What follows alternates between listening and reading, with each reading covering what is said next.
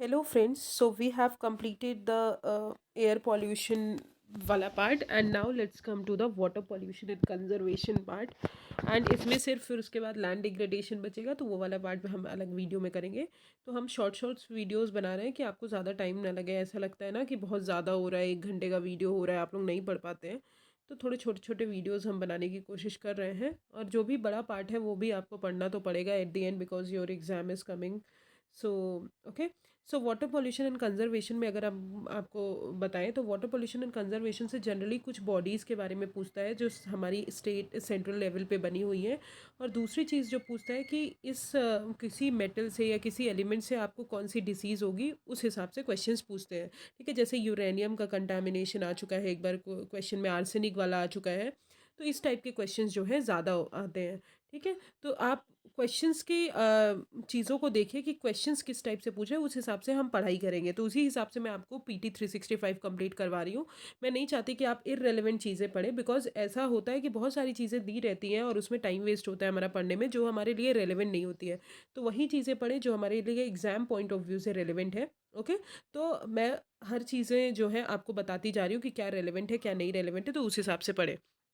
तो सबसे पहली न्यूज़ है, इस सबसे पहला जो करंट अफेयर्स है, that is United nation water summit on ground water 2022। तो अभी यूनाइटेड नेशन का वाटर समिट ग्राउंड वाटर का हमारा कहाँ पे हुआ है, पेरिस में कंक्लूड हुआ है। ठीक है, तो पेरिस में हुआ है। तो ये कभी क्वेश्चन नहीं पूछेगा कि कहाँ पे हुआ है। ये जनरली अदर एग्जाम्स के लिए जो वन वर्ड फैक्चुअल एग्जाम्स है उनके लिए इंपॉर्टेंट हो जाता है कि वाटर समिट जो है ग्राउंड वाटर का, वो यूनाइटेड नेशन का समिट है और वो कहाँ पे हुआ है, 2022 का पेरिस में हुआ है। अब अबाउट द समिट अगर बात करें तो ये पॉइंट आपके लिए इंपॉर्टेंट है। तो कौन समिट को ऑर्गेनाइज करता है, तो UN water, UNESCO and international ground water resource assessment centre. तो ये तीन बॉडीज जो है वो मिलके हमारे वाटर समिट को ऑर्गेनाइज करती है। कौन कौन सी, UNESCO, UN water and international ground water resources assessment centre.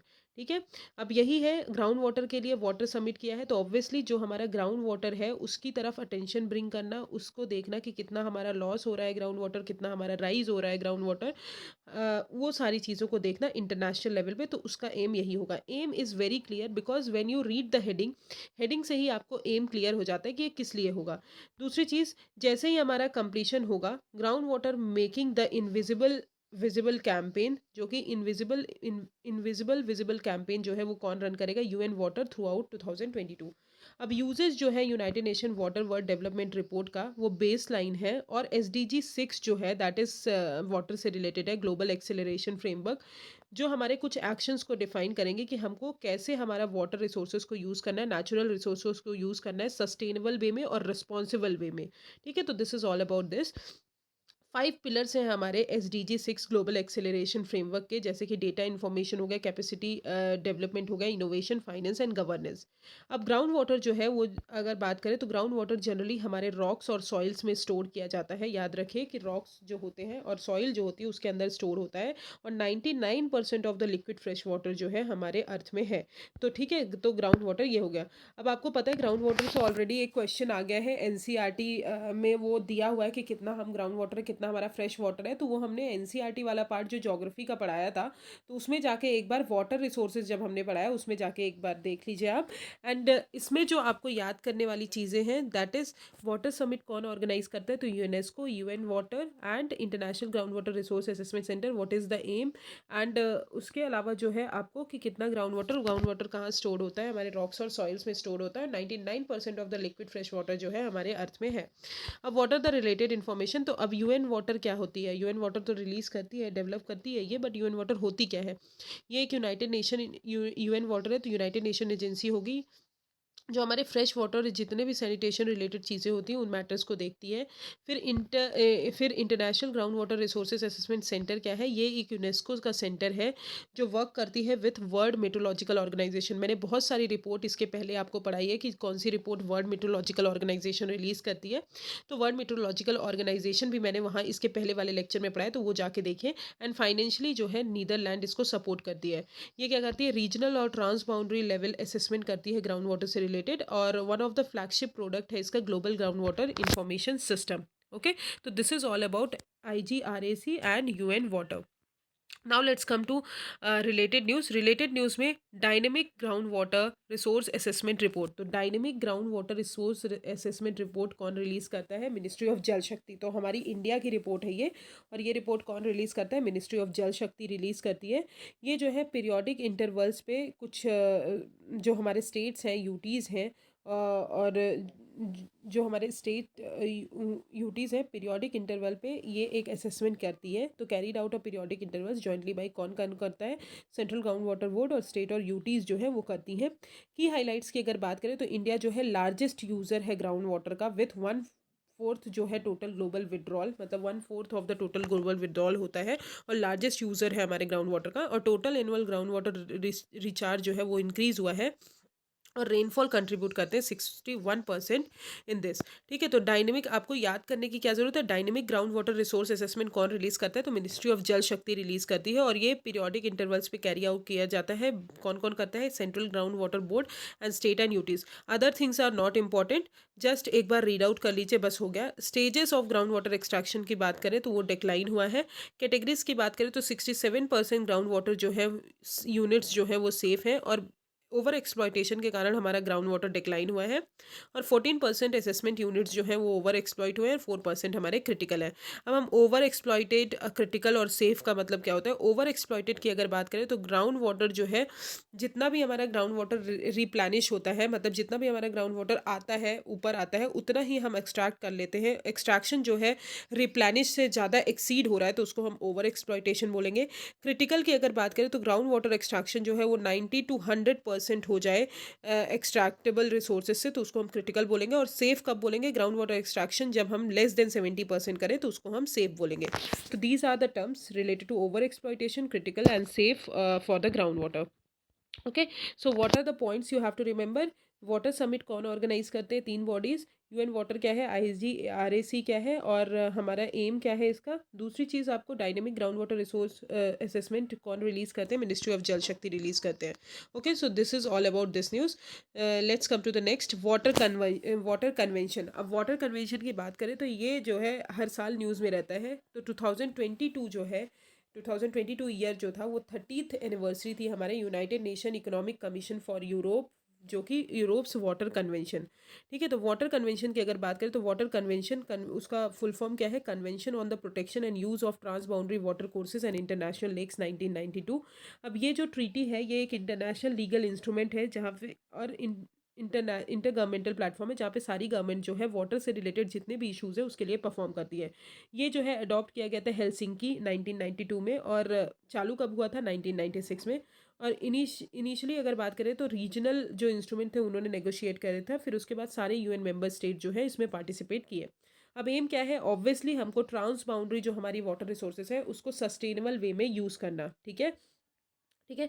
और दूसरी चीज़, पार्टीज़ को रिक्वायर करना कि वो ट्रांस बाउंड्री वाटर्स को रीजनेबल और इक्विटेबल वे में यूज़ करें और इंश्योर करें हमारा सस्टेनेबल मैनेजमेंट। पार्टीज़ जो भी हमारे ट्रांस बाउंड्री वाटर्स को बॉर्डर कर रही हैं वो कोऑपरेट करें एग्रीमेंट्स बना के या फिर जॉइंट बॉडीज़ बना के, जैसे कि हमारी इंडस वाटर ट्रीटी है तो उसमें जो है हमारी इंडिया और पाकिस्तान ने मिलके एक ट्रीटी बनाई और उसके हिसाब से वो वाटर को यूज़ कर रहे हैं। तो ट्रांस बाउंड्री वाटर्स को यूज़ करने के लिए आपको एक ट्रीटी बनानी पड़ेगी और सस्टेनेबल मैनेजमेंट इक्विटेबल वे में आपको यूज़ करना है। This is the aim of this water convention on the protection and use of trans boundary water courses and international lakes. अब पावरफुल टूल जो है एसडीजी, ऑब्वियसली मैंने बताया था एसडीजी 6 जो है it is all about clean water and sanitation. तो clean water SDG 6 को अचीव करने के लिए एंड इट्स टारगेट 6.5, जहाँ पे सारे स्टेट को इंटीग्रेट करना है वाटर रिसोर्स मैनेजमेंट में by the levels by the 2030। ठीक है, इंक्लूडिंग ट्रांस बाउंड्री कॉपरेशन। तो these are the some points related to this. अब आते हैं वर्ल्ड वाटर फोरम 2022 की अगर बात करें तो वाटर कन्वेंशन जो है वो ऑर्गेनाइज किया गया था पहली बार trans boundary pavilion at the 9th world water forum in Dakar Senegal.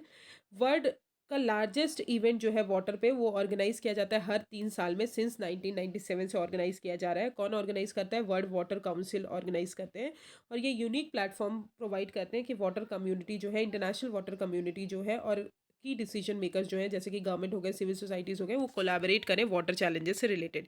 ठीक है, तो this is all about the news. Now let's come to United Nation economic commission for Europe, very important body, just mark it very important. तो United Nation economic commission for Europe की बात करें तो ये setup हुई थी 1947 में। United Nation economic and social council जो बनी थी, जो कि हमारे पेरेंट ऑर्गेनाइजेशन है यूनाइटेड नेशन की, उसने बनाई थी। तो United Nation economic and social council ने बनाई थी। इसमें क्या है, जो इकोनॉमिक जो हमारी यूरोपियन कंट्रीज है उसमें इकोनॉमिक इंटीग्रेशन करना, ठीक है। तो पैन यूरोपियन इकोनॉमिक इंटीग्रेशन करना इसका ऑब्जेक्टिव है। ऑब्वियसली यूरोप बोला है तो यूरोप का इंटीग्रेशन करना। मेंबरशिप की बात करें तो 56 मेंबर स्टेट है यूरोप, नॉर्थ अमेरिका, एशिया के, but India is not a member, very important, market down, India जो है इसका मेंबर नहीं है। However all interested UN members जो स्टेट हैं वो पार्टिसिपेट कर सकते हैं इसके अंदर, बट इंडिया जो है इसका मेंबर नहीं है। अदर की इन्फॉर्मेशंस की बात करें तो अदर 5 रीजनल कमीशन हैं यूनाइटेड नेशन की, जैसे कि economic commission of for Africa, economic and social commission for Asia and Pacific, economic commission for Latin America and Caribbean, and economic and social commission for western Asia. तो याद रखिएगा, हर reason के लिए अलग अलग कमीशंस बनाए गए हैं। तो ये यूरोप की कमीशन और इंडिया इसका मेंबर नहीं है। ओके, तो what are the points you have to remember in this. सबसे पहला, वाटर कन्वेंशन हेलसिंकी में हमने 1992 में आया। ये सारे यूएन मेंबर्स के लिए ओपन है। सस्टेनेबल यूज़ हमको वाटर का करना है, एंड एसडीजी 6 का जो गोल है उसको हमको अचीव करना है। अब United Nation economic commission for Europe की बात करें तो इंडिया इसका मेंबर नहीं है। 1947 में बनाया, किसने बनाया, United Nation economic and social council ने बनाया। पैन यूरोपियन इकोनॉमिक इंटीग्रेशन है। अदर की इन्फॉर्मेशन में अगर बात करें तो बहुत सारी अदर्स भी रीजन की कमीशंस बनी है। तो this is all about water convention. Now let's come to unconventional water resources.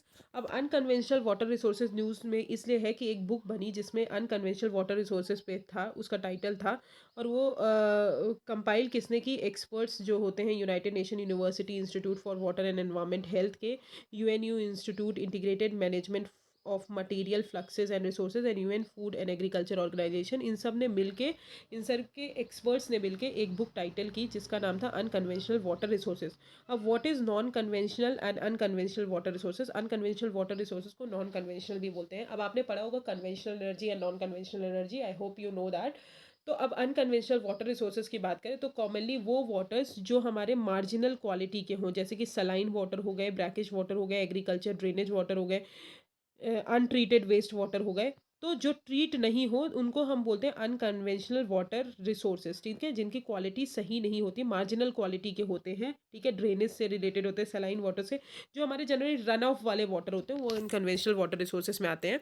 अब इनका जो यूज़ है, use of this water requires बहुत सारा हमको कॉम्प्लेक्स मैनेजमेंट प्रैक्टिसेस अडॉप्ट करनी पड़ती है, स्ट्रिंजेंट मॉनिटरिंग प्रोसीजर्स अडॉप्ट करने पड़ते हैं, क्योंकि मैंने बताया ना, जो रन ऑफ वाले वाटर है उनको हम अनकन्वेंशनल वाटर रिसोर्सेज बोलते हैं।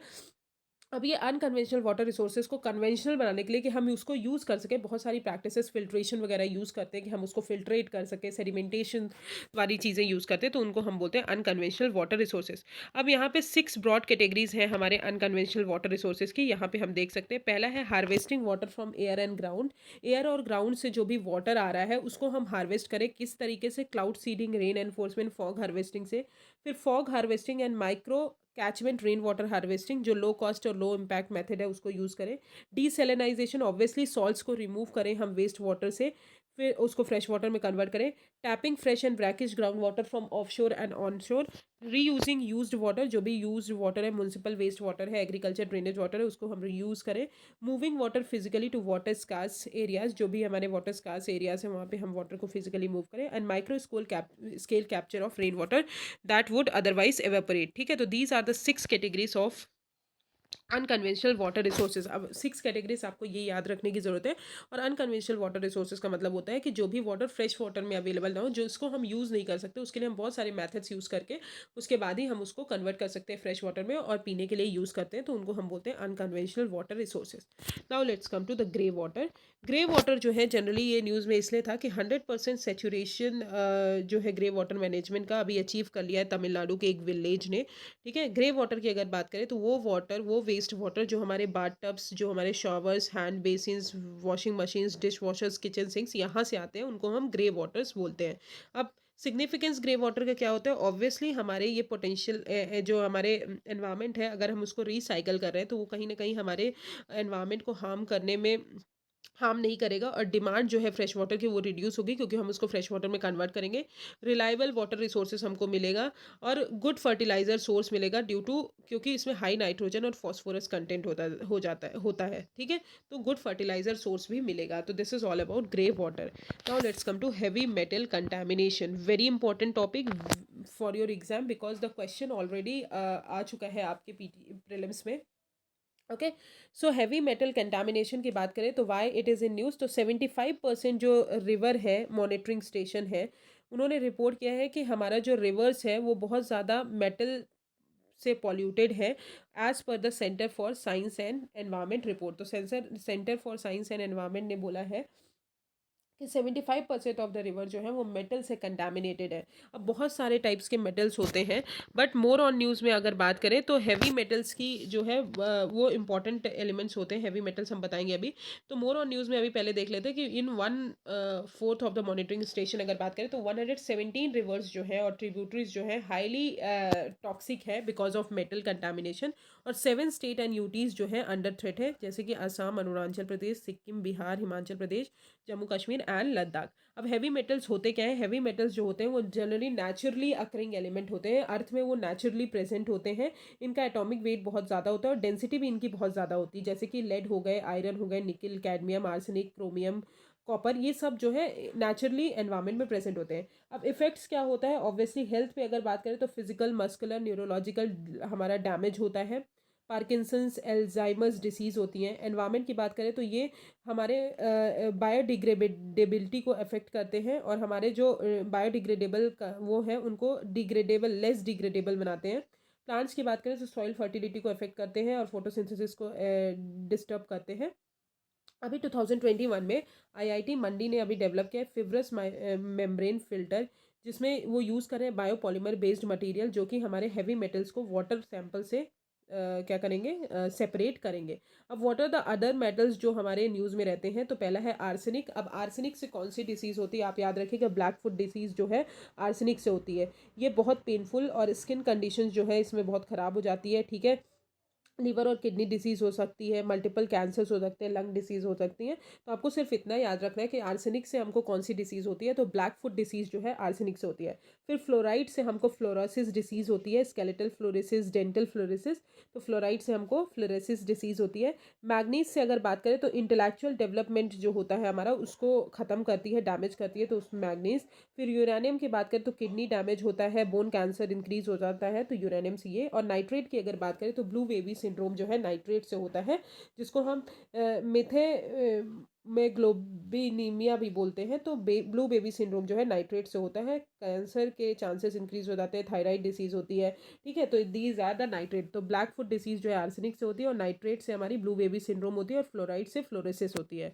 ओके, तो these are the other common water contamination और उनका इम्पैक्ट ह्यूमन हेल्थ पे। Now let's come to lead poisoning. अब लेड पॉइजनिंग में बहुत इंपॉर्टेंट है, बिकॉज लेड पॉइजनिंग जो है जनरली बहुत ज़्यादा हमारे वाटर पॉल्यूशन, वाटर में पाया जा रहा है। अभी रिपोर्ट रिलीज़ की है, किसने रिलीज़ किया है? NITI Aayog and council of scientific and industrial research.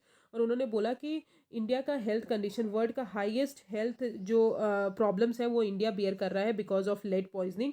And Bihar, Uttar Pradesh, Madhya Pradesh, Jharkhand, Chhattisgarh और आंध्र प्रदेश जो है highest level of blood lead levels है, ठीक है। सोर्सेस ऑफ लेड की अगर बात करें तो ये भी नेचुरली अकरिंग सब्सटेंस है जो अर्थ क्रस्ट पे ईजिली मिलता है।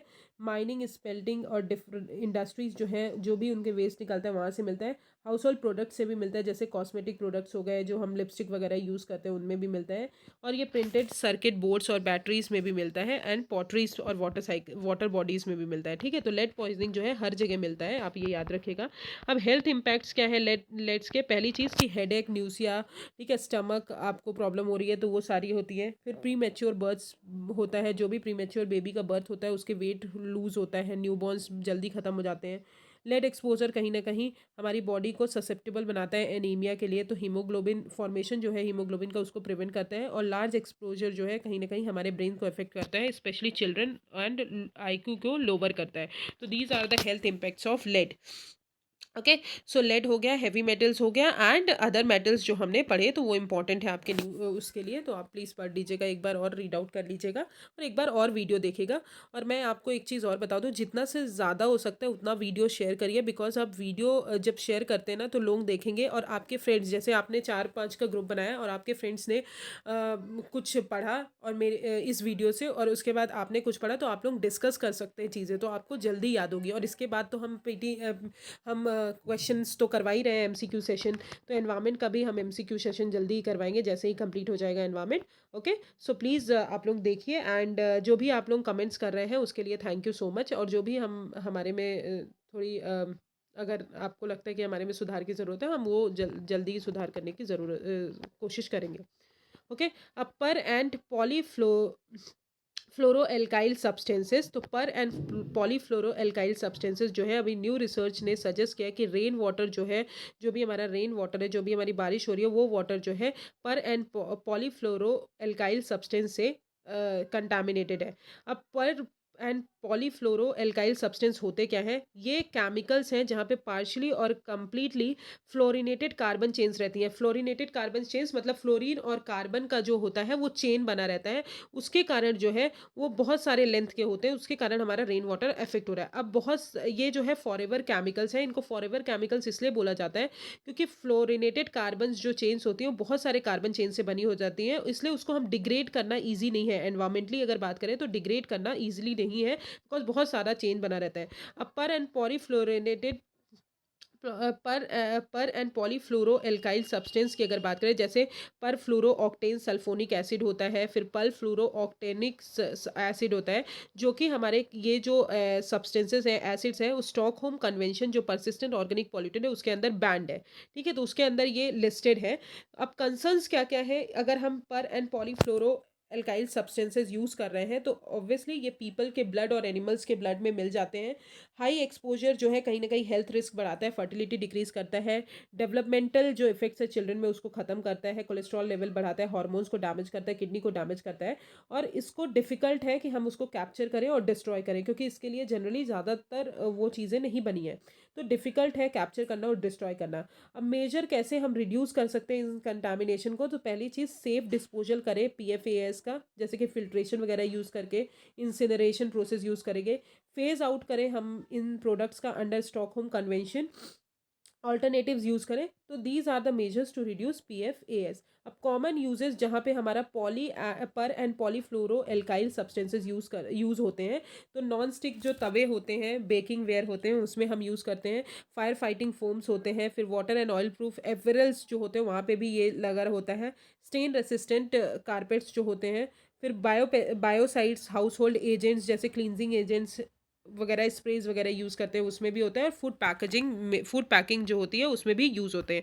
तो दीज आर कॉमनली दीज ये घर के आइटम्स जो होते हैं उनमें हम यूज़ करते हैं पर एंड पॉलीफ्लोरो एल्काइल सब्सटेंसेस। तो पर एंड पॉलीफ्लोरो एल्काइल सब्सटेंसेस में आपको यही याद रखना है कि दे आर जनरली चेन्स होती हैं, फ्लोराइड और कार्बन की चेन्स होती हैं, और इनको डैमेज करना बहुत डिफ़िकल्ट होता है, बिकॉज बहुत ज़्यादा लॉन्ग चेन्स बनी रहती है। ये जो है Stockholm and persistent organic pollutant के अंदर लिस्टेड है। कंसर्न्स यही है कि एनिमल और पीपल के ब्लड्स में मिलती हैं, अगर हाई एक्सपोजर हो गया तो कुछ ना कुछ डैमेज हो जाएगा, और कैप्चर और डिफिकल्ट है कैप्चर करना और डिस्ट्रॉय करना। तो this is all about per and polyfluoro alkyl substances. Now let's come to other water pollutant in news. तो पहला है नॉनिल फिनॉल। तो अभी ये स्टडी रिवील की गई है कि अभी जो हमारा ड्रिंकिंग वाटर है उसमें नॉनिल फिनॉल जो है वो बहुत ज़्यादा पाया जा रहा है अक्रॉस इंडिया। अब नॉनिल फिनॉल होता क्या है, ये कॉमनली यूज्ड होता है नॉनिल फिनॉल एथोजाइलेट्स को प्रोड्यूस करने के लिए। ये एक केमिकल है जिसको प्रोड्यूस करने के लिए यूज़ होता है। ये एक सरफेस एसेंस है जहाँ पे day to day consumer products such as detergents, wetting agents and dispersants में ये यूज़ होता है। इम्पैक्ट की अगर बात करें तो एंडोक्राइन डिस्टर्प्टर है, बर्थ डिफेक्ट होता है, स्किन और आई इरिटेशन होता है। Recently United Nation Environment Programme ने डेजिग्नेट किया है नॉनिल फिनॉल को as a chemical of global concern. ठीक है, तो यूनाइटेड नेशन एनवायरमेंट प्रोग्राम ने नॉनिल फिनॉल को क्या डिक्लेयर किया है, केमिकल ऑफ ग्लोबल कंसर्न। कोई भी स्टैंडर्ड अगर बात करें, कोई भी स्टैंडर्ड मेजर नहीं है कि कितना ड्रिंकिंग वाटर में हमको सरफेस वाटर में यूज़ करना है, एक्सक्लूसिवली कोई भी चीज़ें मेंशन नहीं है। तो नॉनिल फिनॉल क्या होता है, नॉनिल फिनॉल जनरली प्रोडक्शन में यूज़ होता है नॉनल एथोजाइलेट्स के, और वो कंज्यूमर के डे टू डे प्रोडक्ट्स में यूज़ होता है। फिर आते हैं एंडोसल्फान। एंडोसल्फान जो है आप हर साल पढ़ते हैं, बहुत इंपॉर्टेंट है। अभी रिसेंटली इसलिए है कि केरला गवर्नमेंट ने बोला है कि ₹5 लाख कंपनसेशन पे करेंगे हर विक्टिम्स को जो एंडोसल्फान पेस्टिसाइड्स के द्वारा अफेक्ट हुए हैं। अब एंडोसल्फान क्या होता है? ये एक ऑर्गेनोक्लोरीन बायोसाइड्स होता है जो हमारे पेस्ट को कंट्रोल करने के लिए यूज़ होता है। ये जनरली हमारे कॉटन हो गए, कैश्यू फ्रूट्स, टी, जहाँ पे भी पेस्ट अटैक करते हैं, जहाँ पे भी ये मतलब पेस्ट जो है हमारे क्रॉप को डैमेज करते हैं, वहाँ पे हम एंडोसल्फान को बायोसाइड्स को क्या करते हैं, स्प्रे करते हैं, जिसके कारण हमारा जो है ये पेस्ट जो है कंट्रोल होते हैं। अब ये जो है सुप्रीम कोर्ट ने 2011 में बैन किया था under Stockholm convention on persistent organic pollutant, और कंप्लीट बैन जो है वो विथ रिस्पेक्ट टू दिसंबर 2020 में किया गया था। बहुत सारे अदर भी चीज़ों का, जैसे कि एलाक्लोर हो गए, डिचलोवोज हो गए, ट्रिक्लोफ्रॉन हो गए, फॉस्फेमिडोन हो गए, मिथाइल पैराथियन हो गए, फोरेट हो गए, और ट्रायोजोफोस हो गए। ठीक है, तो दीज आर द क्वेश्चंस, याद रखिएगा। यूपीएससी में अगर बात करें तो दीज आर द टर्म्स जो हैं वो पूछे जाते हैं कि it is related to what, it is related to what. Endosulfan is very बहुत ज़्यादा न्यूज़ में रहता है, इसलिए जनरली इसको नहीं पूछा जाता because every person know about endosulfan, but these are the term, जैसे एलेचलॉर हो गए, डिचलोवर्स हो गए। ठीक है, तो दीज आर द टर्म वो पूछे जा सकते हैं, तो आप याद रखिएगा these are the pesticides, these are the जो भी हमारे केमिकल्स होते हैं जो हमारे पेस्ट वगैरह को कंट्रोल करते हैं, तो एग्रीकल्चर वाली चीज़ों में हम यूज़ करते हैं। ओके, तो ये टर्म आप बिल्कुल याद रखिएगा, ये टर्म पूछे जा सकते हैं। अब आते हैं क्लोरोपाइरोफोस, फिप्रोनिल, एट्राजीन एंड पैराक्वेट। ठीक है, तो अभी ये रिसेंटली 4 चीज़ें हैं जो न्यूज़ में थी। तो according to the report by pesticides action network, जो कि नॉन प्रॉफिट बॉडी है, उन्होंने इन चारों को बोला है कि बहुत ज़्यादा ये एक्सेस यूज़ हो रहे हैं हमारे स्टेट्स में, जो कि बोला गया है कि central insecticides board and registration committee ने बोला है कि इसको ज़्यादा यूज़ ना करें, बट बहुत ज़्यादा स्टेट्स जो हैं, जो स्टेट्स हैं हमारे, ये 4 जो केमिकल्स हैं वो बहुत ज़्यादा यूज़ कर रहे हैं। ठीक है, तो क्लोरोपाइरेफॉस की बात करें तो ये जो है ये यूज़ किया जाता है कि फॉइलेज और सॉइल में जो भी इंसेक्ट्स होते हैं, पेस्ट होते हैं, उनको कंट्रोल करने के लिए। फिर फिप्रोनिल जो अगर बात करें तो आर्ट्स हो गए, बीटल्स हो गए, कॉकरोचेस हो गए, इनको कंट्रोल करने के लिए यूज़ किया जाता है। एट्राजीन की बात करें तो ये सेलेक्टिवली एनुअल ग्रासेस जो होती हैं, ग्रो होती हैं, ब्रॉड लीफ वीड्स होते हैं, उनको कंट्रोल करने के लिए यूज़ किया जाता है before they emerge. And parakeet जो है ये हर्बिसाइड्स है, ये वीड्स और ग्रास को कंट्रोल करने के लिए यूज़ किया जाता है। तो ये सारी चीज़ें किसको कंट्रोल के लिए यूज़ किया जाता है? जो भी इंसेक्ट्स है, पेस्ट है उनको, और कुछ ग्रासेस हैं उनको कंट्रोल करने के लिए यूज़ किया जाता है। ये याद रखिएगा, दीज आर द टर्म जो कि पूछा जा सकता है यूपीएससी में। प्लीज़ वेरी इंपॉर्टेंट, मार्क करिए और इसको आप रट के जाइए। ठीक है, अब आते हैं माइक्रोप्लास्टिक। तो इंडियन इंस्टीट्यूट ऑफ साइंस ने अभी स्टडी किया है माइक्रोप्लास्टिक इन जो कावेरी बेसिन में मिले हैं, वो हमारे फिशेस को बहुत हार्म कर रहे हैं। तो माइक्रोप्लास्टिक वो होते हैं वो प्लास्टिक होते हैं जिनका साइज़ जो है 5 mm से लेस हो, और ये जो है माइक्रोफाइबर्स होते हैं, फ्रेगमेंट्स होते हैं, पेलेट्स, फ्लेक्स, शीट्स और फोम्स होते हैं। ये जनरली हमारे वाटर बॉडीज़ में एंटर करते हैं थ्रू एटमॉस्फेरिक डिपोजिशन और रन ऑफ के थ्रू, और ये हमारे जो एनिमल्स हैं वाटर बॉडीज़ पे, जो हमारे मरीन एनिमल्स हैं, उनको डिस्ट्रॉय करते हैं। की फाइंडिंग्स की बात करें तो रमन स्पेक्ट्रोस्कोपी यूज़ करके माइक्रोप्लास्टिक और टॉक्सिक केमिकल्स जो हैं वो देखा गया है।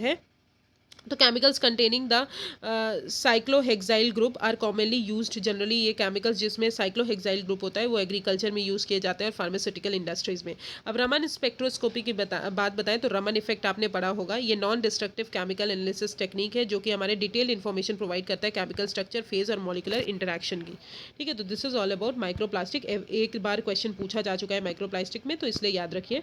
फिर आते हैं nano plastic, nano material, nano technology आपने पढ़ा होगा, 10⁻⁹ mm, -9 mm। ठीक है, तो नैनो प्लास्टिक की अगर बात करें तो रिसर्चर्स ने अभी डेवलप किया है एक न्यू और मेटेलिक फिंगरप्रिंट बेस्ड मेथड, जो कि हमारे नैनो प्लास्टिक को डिटेक्ट करेंगे इन ऑर्गेनिजम्स। ठीक है, तो नैनो प्लास्टिक जो है जिनका स्मॉलर देन 1000 नैनोमीटर हो, 1 nanometre is equals to 1 billion of metre होता है, और ये जो होते हैं नैनो प्लास्टिक, ये कहीं ना कहीं सेल को डैमेज करते हैं, इन्फ्लेमेशन को बढ़ाते हैं, ह्यूमन में ग्रोथ इम्पेयरमेंट होता है। ठीक है, अदर टॉक्सिक इफेक्ट्स भी होते हैं मरीन ऑर्गेनिज्म में, तो नैनो प्लास्टिक्स जो है इंपॉर्टेंट है। Okay, so this is all about the जो भी हमारे plastics, other water pollutant in news. Now let's come to the Arth Ganga. Arth Ganga की अगर बात करें तो बहुत इंपॉर्टेंट स्कीम है जो लॉन्च की गई थी। तो बहुत सारे न्यू इनिशिएटिव्स अर्थ गंगा कॉन्सेप्ट के अंदर लॉन्च किए गए हैं अंडर द इवेंट यमुना पर आज़ादी ka Amrit Mahotsav organised by National Mission for Clean Ganga. ठीक है, तो अर्थ गंगा की बात करें तो ये कॉन्सेप्ट जो है प्राइम मिनिस्टर जी ने हमारे कॉन्सेप्चुलाइज्ड किया था during the national Ganga mission council हुई थी तब कानपुर में। और उन्होंने फोकस किया था कि हमको एक लाइवलीहुड अपॉर्चुनिटीज़ क्रिएट करनी है under the Namami Gange programme, कि जितनी भी एक्टिविटीज़ हम नमामि गंगे प्रोग्राम के अंदर कर रहे हैं वो एक्टिविटीज़ जो है सस्टेन करें और हमारी जो गंगा है उसको हम क्लीन कर पाएँ और उसकी ट्रिब्यूटरीज को। एम इसका यही है कि 3% ऑफ जीडीपी जो है हमको गंगा बेसिन से यूज़ करना है, कंट्रीब्यूट करना है कि 3% जीडीपी जो है हमारा गंगा बेसिन से आए और हमको जनरेट करना है economic benefit for more than 1,000 crores over next 5 years। Okay, now let's come to what are the verticals of Arth Ganga. तो सबसे पहले जीरो बजट नेचुरल फार्मिंग आपने पढ़ा है, ये बहुत इंपॉर्टेंट है जहाँ पे हम केमिकल फ्री फार्मिंग करते हैं। ठीक है, गोवर्धन जो है फॉर फार्मर्स के लिए यूज़ करते हैं। फिर monetisation and reuse sorry फिर monetisation and reuse of sludge and waste water. तो reuse of treated waste water sorry हाँ, तो ट्रीटेड वेस्ट वाटर को रीयूज़ करना है इरिगेशन इंडस्ट्रीज में एंड रेवेन्यू जनरेशन में for urban local bodies. Okay, and next is livelihood generation opportunities, जैसे घाट में हाट। ठीक है, यस, तो वेयर वी आर, तो लाइवलीहुड जनरेशन अपॉर्चुनिटीज़ की अगर बात करें तो घाट में हाट। ठीक है, आयुर्वेदा के थ्रू हमको बहुत सारी चीज़ें लोकल प्रोडक्ट्स को प्रमोट करना है, पब्लिक पार्टिसिपेशन बढ़ाना है और कल्चर हेरिटेज एंड टूरिज्म को भी बढ़ाना है। सॉरी, जैसे कि हमको बोट टूरिज्म को इंट्रोड्यूस करना चाहिए, योगा को इंट्रोड्यूस करना चाहिए एंड इंस्टीट्यूशनल बिल्डिंग करना चाहिए by decentralization water governance. Okay, तो these are the verticals of Arth Ganga. हाँ, तो लेट्स न्यू इनिशिएटिव्स जो हमारे अर्थ गंगा के अंदर लॉन्च किए गए, पहला है जलज। तो आपको ये याद रखना है कि ये जो इनिशिएटिव है किसके अंदर लॉन्च किया गया है, तो जलज के अंदर लॉन्च किया गया है हमारा ये इनिशिएटिव। तो ये 26 लोकेशन पे लॉन्च किया गया है ऑन गंगा बेसिन, जहाँ पे बहुत सारे स्टेट्स आते हैं। यहाँ पे हमको क्या करना है, स्मॉल शॉप्स सेटअप करनी है और फ्लोटिंग मोबाइल सेंटर सेटअप करने हैं और यहाँ पे लाइवलीहुड प्रमोट करना है on the banks of river Ganga. फिर मेमोरेंडम ऑफ अंडरस्टैंडिंग साइन की गई है national Mission for Clean Ganga and सहकर भारती के बीच में। यहाँ पे 75 विलेजेस को आइडेंटिफाई करना है as the main on the main stem as सहकर गंगा ग्राम्स। और इनका एम यही है कि नेचुरल फार्मिंग को प्रमोट करना है, फार्मर्स जो है हमारे एफपीओ से food farmer producers organisation cooperatives, वहाँ पे हमको नेचुरल फार्मिंग को प्रोड्यूस करना है अंडर ब्रांड गंगा। फिर टूरिज्म रिलेटेड पोर्टल इम अवतार लॉन्च किया गया है, जहाँ पे टूरिज्म और मार्केटिंग जो है लोकल प्रोडक्ट्स की उसको प्रमोट करना है एग्रीकल्चर और हैंडीक्राफ्ट बोथ के लिए, created by National Mission for Clean Ganga. Okay, तो दीज आर द 3 इनिशिएटिव्स जो हमारे अर्थ गंगा के अंदर लॉन्च किए गए हैं। अब आते हैं डिस्ट्रिक्ट गंगा कमिटी। तो डिस्ट्रिक्ट गंगा कमिटी जो है मिनिस्ट्री ऑफ जल शक्ति ने अभी डिजिटल डैशबोर्ड लॉन्च किया है फॉर डिस्ट्रिक्ट गंगा कमिटी के लिए, उनकी परफॉर्मेंस को मॉनिटर करने के लिए। डिस्ट्रिक्ट गंगा कमेटी की अगर बात करें तो हर डिस्ट्रिक्ट जहाँ पे गंगा रिवर फ्लो होती है उसमें कॉन्स्टिट्यूट की जाएगी, कि जहाँ पे हम पीपल का पार्टिसिपेशन बढ़ाएंगे कि गंगा को कैसे मैनेज कर सकते हैं, गंगा में जो भी पॉल्यूशन हो रहा है उसको कैसे अबेट कर सकते हैं। अब डिस्ट्रिक्ट गंगा कमेटी का जो मैंडेट है वो यही है कि हमको प्रॉपर यूटिलाइजेशन करना है जो भी एसेट्स हमको मिल रहे हैं जो नेशनल गंगा के नमामि गंगा के अंदर क्रिएट किया जा रहा है। ड्रेन और सीवेज को मॉनिटर करना है, पीपल के साथ कनेक्ट बैठाना है और डिस्ट्रिक्ट कलेक्टर जो होगा हमारे डिस्ट्रिक्ट गंगा कमेटी का चेयरपर्सन होगा। तो याद रखिएगा चेयरपर्सन कौन होगा, डिस्ट्रिक्ट कलेक्टर।